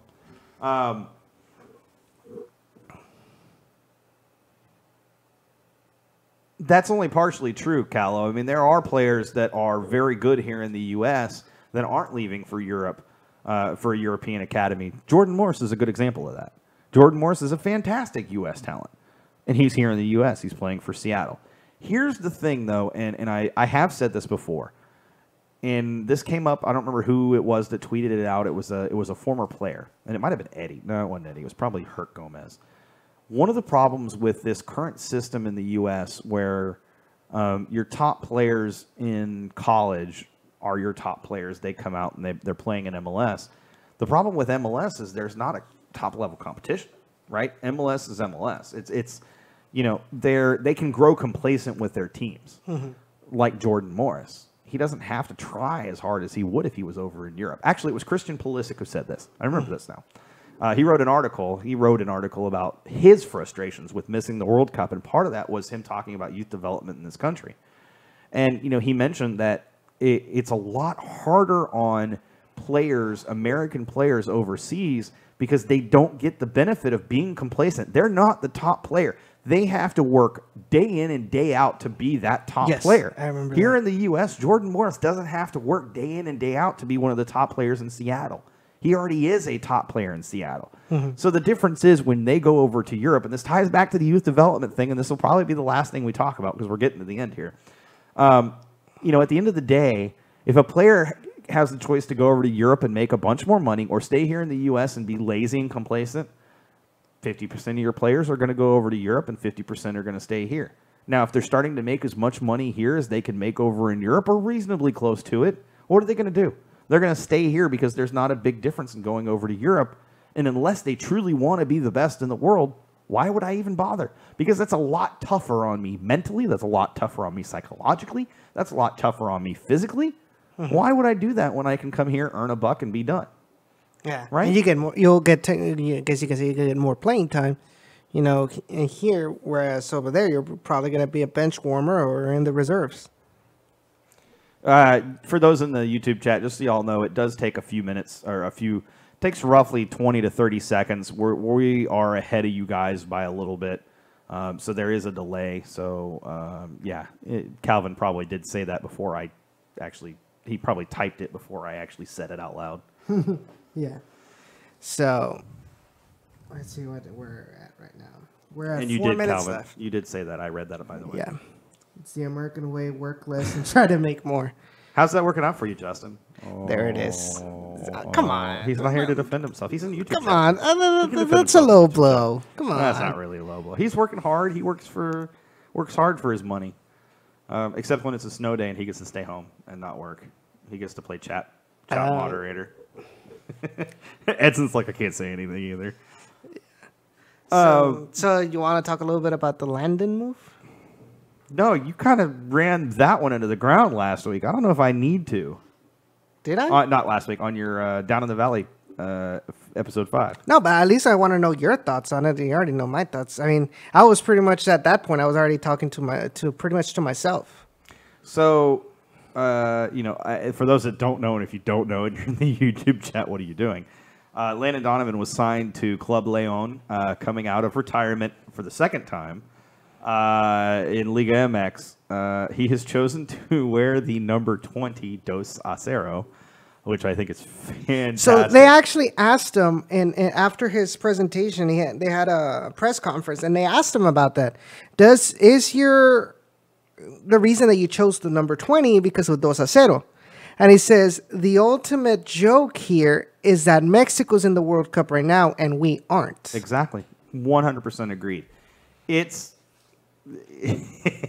Justin says Liga MX is the retirement league. Just ask Edson. Look, okay, we won't go into that discussion. We don't have enough time. But the way I feel about this is really simple. Landon Donovan is going to get a payday. He's got his payday. Yes. He'll play 5 matches. He won't start a single match. He's just going to play. He'll come on as a sub every once in a while. He's playing that old veteran, I'm going to come in, I'm a name. At the end of the day, it's a marketing ploy for Club Leon to draw in extra fans, to draw international money, to try to help grow their organization internationally, because Landon Donovan is going to bring that international exposure that they're not necessarily going to get with some other players. Landon Donovan is not going to take them to the promised land. They're not. Yeah, he's no Guignac. They're not going to win the Clausura. They're not going to win the Apertura. Is that what it is? Yeah, but the problem is that Landon Donovan is promising that to the fans. Well, he's going to, right? He's trying to sell himself to the fans because he wants to be, people forget this. Landon Donovan tried to get himself nominated, and actually he was nominated for USSF presidency. He just didn't get enough, not votes, but he didn't get enough backers. Yes. From the voting contingency of whoever they are, in order to become a full-fledged USSF candidate.